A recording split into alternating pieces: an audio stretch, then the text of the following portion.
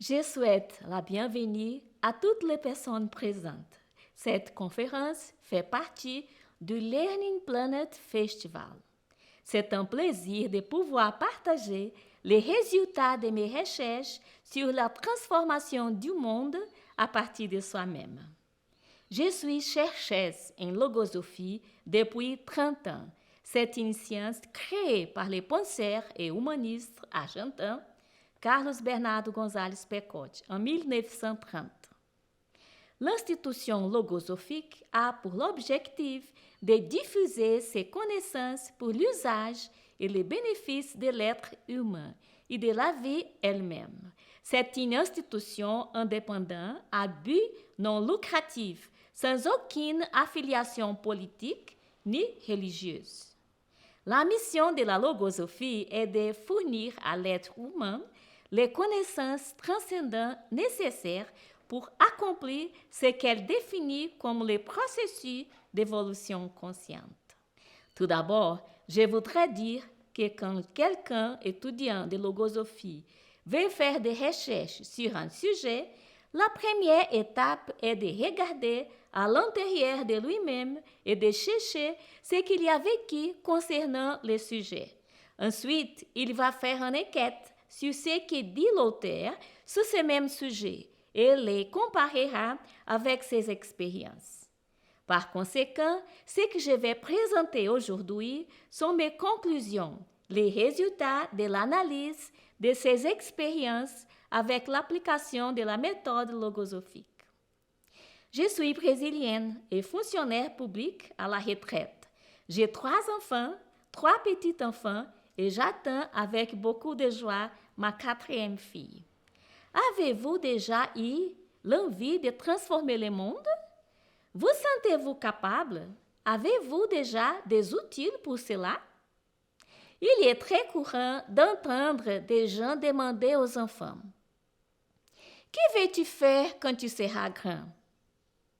Est-ce que quelqu'un se souvient de ce qu'il voulait être quand il était enfant? Je ne sais pas très bien ce que je voulais faire quand j'étais enfant. Je pensais que je voulais me lancer dans le domaine de l'éducation. Au moins, quand nous jouions à l'école, j'étais toujours le professeur. J'ai toujours beaucoup aimé mes professeurs et aussi mes écoles. J'ai vraiment aimé étudier. Quelles caractéristiques aviez-vous quand vous étiez enfant? Étiez-vous communicatif ou réservé? Aimez-vous les sports, la musique, les études? L'un des exercices que j'ai appris avec la méthode logosophique est de me souvenir de l'enfant que j'étais. Cet exercice est très important pour connaître notre histoire de vie et comprendre nous-mêmes. Eh bien, pendant mon adolescence, d'autres intérêts sont apparus. J'étais mécontent des guerres. Les images des bombes, des destructions, des blessés m'ont fait beaucoup souffrir. Je voulais être ambassadrice, parler plusieurs langues et négocier la paix dans des pays en conflit. Je pensais à l'époque que c'était une façon de contribuer à transformer le monde. C'est la raison pour laquelle j'ai vécu quelque chose qui a complètement changé ma vie. À 16 ans, quand j'ai appris qu'une amie de la famille allait vivre en France et qu'elle prendrait quelqu'un pour s'occuper de ses 2 enfants, j'ai demandé à ma mère de lui parler de m'amener. La réponse de cette amie à ma maman a été la suivante: pas question, madame. Maria-Teresa est une enfant. C'est beaucoup de responsabilités. Ma mère m'a donné la réponse et voyant ma déception, m'a dit: si tu veux y aller, tu vas. Je me souviens encore de cette phrase aujourd'hui. Quand j'ai pensé à la possibilité de vivre en Europe, mon esprit a pris des vols imaginaires. Il y avait des images de vivre avec cette famille, de prendre soin des 2 enfants. J'adorais les enfants et de voyager à travers l'Europe. Je connaîtrais de nouveaux pays, de nouvelles langues, de nouvelles cultures. Cela faciliterait certainement mon travail d'ambassadrice. Enfin, je verrai le monde. À cette époque, j'étais une fille très timide et réservée. Je voulais avoir plus d'amis, être plus communicative et populaire, être accueillie par les autres, mais j'avais du mal à communiquer. Et j'ai imaginé à quel point je serais admirée après un voyage en Europe. Les commentaires que mes amis faisaient à mon sujet me traversaient l'esprit. 2 mois après, la situation a changé. L'autre personne a renoncé à accompagner les couples. Alors, ils m'ont invité. J'ai vécu avec cette famille pendant 14 mois. Ce fut l'expérience une de la plus intense, la plus douloureuse et la plus instructive de ma vie. J'appris le français là-bas, dans la ville de Montpellier. J'ai élargi mon esprit et ma vie. Cependant, mon adolescence a été raccourcie par la souffrance de l'éloignement de ma famille, la responsabilité de m'occuper de 2 enfants et de vivre dans une famille complètement différente de la mienne. Ma mère a été mon soutien dans cette expérience, comme elle l'a été dans de nombreux autres moments de ma vie. Elle m'a appris beaucoup de choses, notamment comment affronter les difficultés avec courage.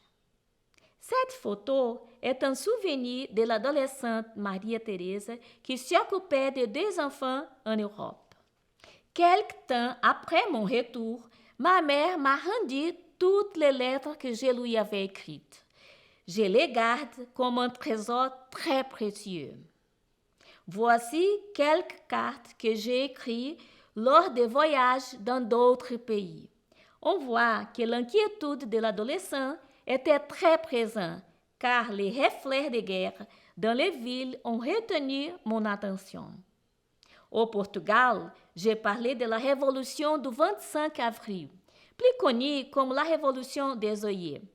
Des villes de Pistoia, en Italie, j'ai mentionné l'endroit où les Brésiliens ont été enterrés pendant la Seconde Guerre mondiale. La ville de Cologne, en Allemagne, a été complètement détruite. Tout avait des marques de guerre. C'était très triste de voir tout cela. Et l'objectif de travailler pour construire la paix, pour changer le monde, est devenu encore plus grand. Eh bien, à mon retour au Brésil, je suis allée à l'université et j'ai obtenu un diplôme en littérature et culture française. J'ai étudié la culture française et j'ai eu l'opportunité de connaître Victor Hugo, Baudelaire, Balzac, Molière, Le Roi Soleil, la Révolution française, etc. Alors que l'objectif de changer le monde vibrait encore en moi, j'ai cherché à apprendre de nombreuses langues. C'était nécessaire. À peu près à la même époque, je me suis mariée et je suis devenue maman 2 ans plus tard.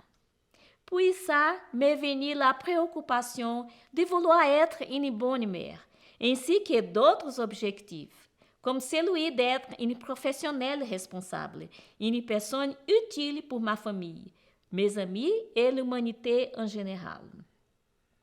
Un jour, je faisais du covoiturage avec une collègue. Elle m'a dit qu'elle devait aller à l'école logosophique pour récupérer ses enfants et en chemin, elle m'a raconté quelque chose sur cette école et sur la science logosophique. C'était de nouveaux concepts pour moi. L'une d'entre elles qui a vraiment retenu mon attention était celle des pensées. Dans notre conception, les pensées sont des entités autonomes qui se procréent et acquièrent une vie active dans le champ mental humain, d'où elles peuvent ensuite passer à d'autres champs sans la moindre difficulté.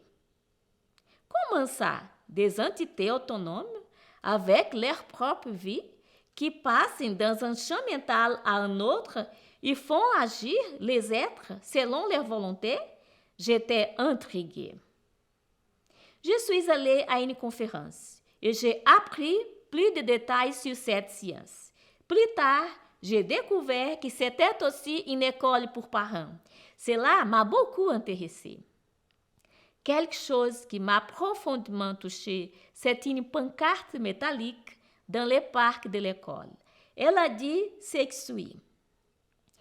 Rendre les générations futures plus heureuses que la nôtre est la plus grande récompense à laquelle il est possible d'aspirer. Il n'existe aucune valeur comparable à l'accomplissement de cette grande mission qui consiste à préparer pour l'humanité future un monde meilleur.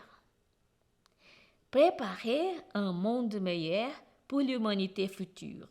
C'est exactement ce que je recherchais depuis que je suis adolescent, un monde meilleur.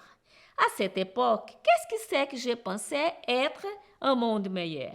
Un monde sans guerre, sans violence, avec la paix entre tous. À l'époque, avoir un monde meilleur signifiait aussi meilleur pour mes enfants, et cela impliquait leur éducation. J'ai commencé tout juste à avoir des expériences avec des préadolescents à ma maison et je me sentais sans outil pour y faire face. Mon éducation pouvait échouer et mes enfants risquaient de ne pas avoir un avenir aussi heureux que ce que j'espérais. J'ai commencé mes études de logosophie en 1993. Depuis, j'ai appris beaucoup de choses, parmi lesquelles le fait que les changements que j'aimerais voir dans le monde devaient commencer en moi-même, dans mon monde interne. Car, en chacun de nous, il y a une bataille à gagner au quotidien. Je vais vous parler d'un combat que j'ai dû affronter dès mon plus jeune âge, le combat contre ma propre timidité. La timidité est une pensée négative que la logosophie appelle déficience psychologique. La déficience arrive à caractériser l'être. Quelques exemples sont l'intolérance, l'impatience, l'égoïsme, l'indiscipline, la brusquerie, l'impulsivité, l'indiscrétion, etc. Ce sont 44 déficiences. Gonzales Pecote, l'auteur de la logosophie, a écrit un livre sur ces pensées négatives. Cela s'appelle Déficience et propension de l'être humain. Toute personne intéressée à en savoir plus sur ce sujet peut télécharger gratuitement le livre sur le site logosophie.fr. J'ai toujours été gênée par ma timidité. Je me sentais mal de ne pas pouvoir communiquer naturellement avec les gens, de ne pas pouvoir exprimer ce que je ressentais, de me bloquer même dans les moments où j'aurais dû me défendre. J'avais donc envie d'être ambassadrice et de parler de la paix au monde. Comment les gens allaient-ils m'écouter, me valoriser? Y a-t-il des gens timides qui m'écoutent? Voyez si vous vous reconnaissez dans ces prochains extraits de ce livre dont j'ai parlé. Quand je les ai lus, je m'y suis immédiatement reconnue. Nous savons que celui qui souffre des effets nocifs de cette défaillance est bien souvent asservi par la crainte qui les rend peu sûrs de lui, honteux et confus. Rien n'est plus conseillé alors que de bloquer les défauts par des pensées d'enthousiasme, d'optimisme et de courage, pour pouvoir ainsi dominer l'articulation des impulsions internes, en vue de leur normalisation totale. En rendant ce champ mental plus agile par l'étude, la pratique et la connaissance de l'activité qui mène les pensées dans son propre champ mental, l'être timide obtiendra pour résultat un accroissement graduel et proportionnellement toujours plus important de sa propre valeur.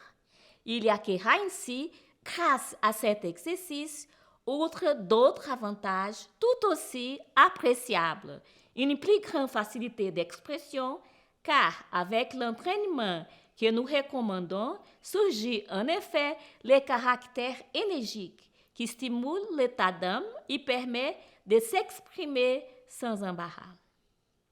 Autrement dit, les timides se libèrent de l'une des difficultés qui les dépriment les plus, puisque sa déficience, en empêchant de communiquer et de faire valoir ses opinions, les place en situation d'infériorité face aux autres.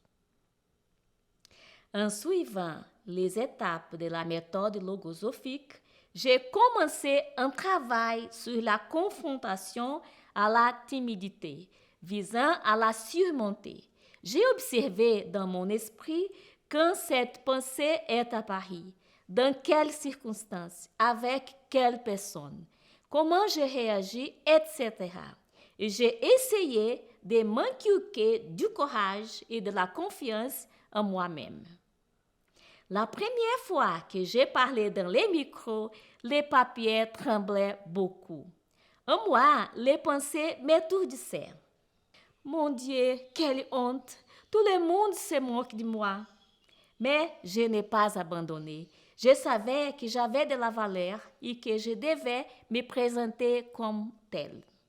Le changement ne s'est pas produit du jour au lendemain, ni être facile. Au contraire, c'était très difficile. En fait, c'est encore un défi aujourd'hui, mais j'ai déjà surmonté beaucoup de choses. Tout comme il y avait cette pensée négative dans mon esprit qui bloquait mon action, m'entraînant vers le bas et m'empêchant de communiquer naturellement, il y en avait d'autres de nature beaucoup plus négative, comme celles qui conduisaient à la brusquerie, à l'impulsivité, à l'intolérance et enfin à la violence. Alors que la timidité n'a fait que me nuire, ces autres pensées m'ont fait du mal, ainsi qu'à ceux qui m'entouraient. Comme mes enfants ont souffert, par exemple, parce que j'étais toujours pressée. Être pressé déclenche l'impatience. Cette pensée m'a donné beaucoup de mal à sortir de ma tête. Dans le passé, je voulais tout faire le plus vite possible. Ils exigeaient la même chose de ceux qui étaient autour de moi. Est-ce que vous possédez cette caractéristique? J'avais l'habitude de trop m'agacer avec mes enfants lorsqu'ils n'étaient pas prêts à aller à l'école. Je m'énervais dans la circulation. Je n'avais pas la volonté de donner les tours aux autres chauffeurs. J'avais l'habitude d'accélérer lorsque les feux se fermaient. C'est comme si j'étais toujours dans une certaine urgence. J'ai beaucoup souffert quand je devais attendre quelque chose. Pour faire face à cette pensée, j'ai dû faire de nombreuses études, notamment celles relatives au temps, à sa valeur et à son influence sur ma vie. Sur ces sujets, Pecote nous enseigne. L'urgence, fruit de l'impatience, parfois, et de l'absence de contrôle dans la répartition du temps, d'autres fois, rend l'homme intolérant, violent, irascible et insensé. Si alors que nous nous trouvons dans un verger et que nous voulons manger un fruit, nous remarquons qu'il est encore vert, malgré notre hâte, nous devons attendre sa maturation naturelle. Beaucoup l'arrachent trop tôt et trouvent en le mangeant qu'il y a un goût désagréable. Ils méprisent alors un mets qui aurait été délicieux s'il avait été goûté au moment opportun. La situation est similaire pour les objectifs. Nous avons déjà vu que de nombreux êtres les formulent sans avoir la patience d'attendre qu'ils deviennent réalité, car ils veulent les goûter comme les fruits mentionnés précédemment avant leur maturation. Grâce aux différentes études que j'ai faites sur les temps, la précipitation et l'impatience, j'ai appris à pratiquer la patience intelligente, un concept logosophique qui consiste à rendre son temps utile en attendant quelque chose. Avec cela, j'ai commencé à mieux gérer mon temps. Cela m'a aussi aidé à faire les choses avec plus de plaisir, plus de joie, plus de tranquillité d'esprit. Cette position interne m'a apporté plus de sérénité et m'a aidé à mieux réfléchir à tout ce que je vivais ou allais vivre. Le résultat a été très bénéfique. Je vais vous raconter une expérience que j'ai eue concernant ce sujet. Lors de mes premiers contacts avec Logosophie, je n'aimais pas aller au supermarché. C'était une tâche qui me rendait grand-chose. Je n'y allais que lorsque je ne pouvais plus attendre, car je n'avais rien d'autre à la maison. Et j'essayais de faire les courses le plus rapidement possible. Généralement, je me plaignais des prix des produits et de la longueur des files d'attente. Est-ce que quelqu'un ici se reconnaît? Lorsque j'ai décidé de faire mes courses plus volontiers, avec plaisir et joie, j'ai commencé à réfléchir sur la raison pour laquelle j'allais au supermarché. Et j'ai conclu que c'était pour nourrir ma famille, mes enfants. Ensuite, j'ai pris conscience de l'utilité de cette tâche. Alors, j'ai commencé à le faire d'une manière très différente. J'ai commencé à choisir un meilleur moment pour partir, un moment où je n'étais ni fatiguée ni affamée. J'ai appris à faire une liste à l'avance, ce qui m'a toujours aidé à optimiser la tâche. Nous perdons du temps lorsque nous ne pensons pas. Donc, en pensant, nous gagnons du temps. Dans ce cas, réfléchir signifie penser à ce que vous allez faire et choisir la meilleure façon d'accomplir cette tâche. Revenons au thème de cette conférence. À quel point je voulais transformer le monde, le rendre meilleur, s'il y avait autant de pensées négatives dans mon esprit? Impossible. Nous pensons que nous sommes libres et faisons ce que nous voulons. Mais Pequot nous montre que ce n'est qu'une illusion. La plupart du temps, nous faisons ce que veulent les pensées qui sont dans notre champ mental. C'est dans l'esprit de l'être humain que commence la transformation du monde. Si chacun apprend à contrôler ses propres pensées, naturellement, en sélectionnant les meilleures, les utiles, les paisibles, celles qui portent la graine du bien, le monde se transformera en environnement plus sain et plus heureux. Je n'ai pas le pouvoir de contrôler une foule, mais si je peux contrôler mes pensées, je serai une personne de moins qui propague de mauvaises pensées. De plus, je peux travailler sur une chaîne de fortes pensées positives qui s'étendent à travers les environnements que je traverse. Ainsi, je suis devenue une sorte d'ambassadrice de cette science. J'ai eu l'occasion de visiter de nombreux pays et de diffuser ces connaissances. Je suis convaincue que le travail que j'ai fait pour que les gens trouvent la paix en eux-mêmes, en transformant leur monde interne, permettra au monde d'être un peu meilleur chaque jour. Bien que polyglotte, le langage que j'utilise dans cette tâche est le langage logosophique. En 2009, plus de 30 ans après mon expérience en France, je suis rentrée à Montpellier. Je voudrais visiter les lieux que j'ai connus dans ma jeunesse. Ce fut une joie de voir les changements s'opérer dans les centres-villes et la préservation des monuments les plus anciens de la ville et de la région. Les plus importantes étaient d'observer les transformations qui se sont produites dans mon monde interne au cours de cette période et de comprendre à quel point ces voyages qui m'apportaient quelques souffrances avaient été importants pour mon avenir. J'ai même eu l'occasion de voir l'appartement où nous vivons, qui était pratiquement le même après 33 ans. J'ai également visité quelques régions et villes de France. C'est un pays charmant. Il y a de très belles régions, une belle gastronomie, une culture très riche que j'ai appris à admirer. La logosophie est aujourd'hui présente sur presque tous les continents, en Europe, aux États-Unis, au Canada, en Australie, en Inde, en Israël et dans de nombreux pays d'Amérique du Sud. Nous avons des livres publiés en plusieurs langues. Nous en faisons la promotion sur les réseaux sociaux, sur Instagram, Facebook, YouTube, etc. Au Brésil, en Argentine et en Uruguay, nous avons une centaine de fondations logosophiques dans plusieurs villes où ces connaissances sont étudiées et diffusées. Nous disposons également d'un réseau d'écoles pour l'enfant et l'adolescent.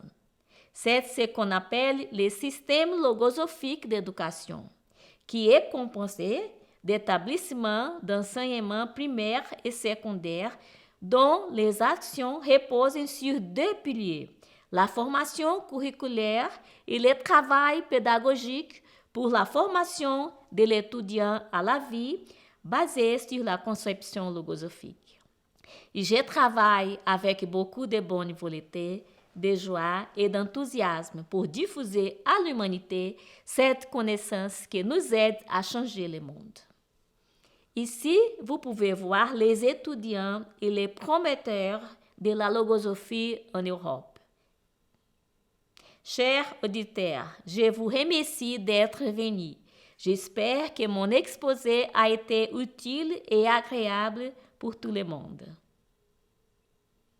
Maintenant, plus que jamais, l'humanité a besoin d'hommes conscients, d'hommes qui pensent et savent bien penser, car dans ce cas, ceux-ci pourront enseigner aux autres à faire de même.